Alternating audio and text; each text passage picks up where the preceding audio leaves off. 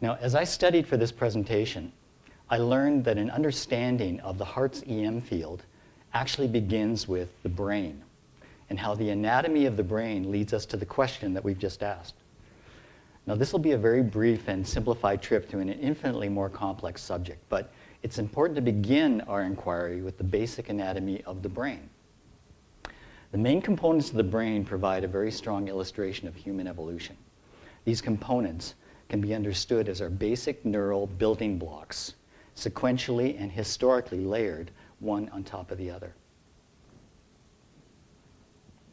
The first and most ancient level of our brain is generally called the reptilian complex, or reptilian brain.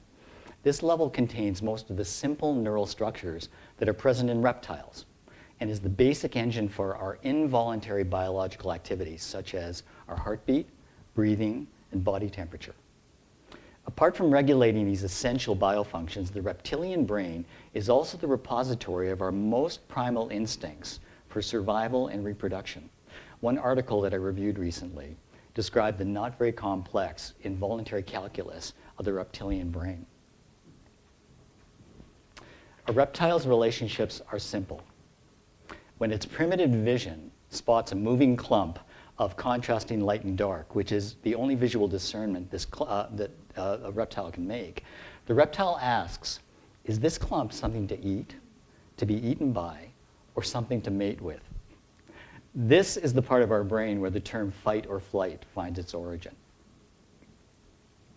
Now, the second and next most ancient level of our brain is generally called the old mammalian or limbic brain. This level of our brain has most of the basic neural structures found in smaller mammals. It contains our ability to record and process experiences in a more sophisticated, is it good or is it bad kind of response.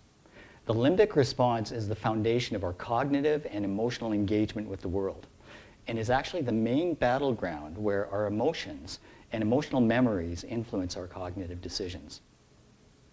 We see this primary emotional cognitive process in many lesser mammals, often acted out as a very reactive emotion-driven behavior. These abrupt emotional reflexes are still a significant feature of our own human behavior as well.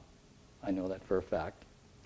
We could call the limbic brain a slightly more sophisticated engine for the fight, flight, or mate response because of its ability to process experiences, remember them, and most importantly, to introduce the element of unpredictability in our behavior.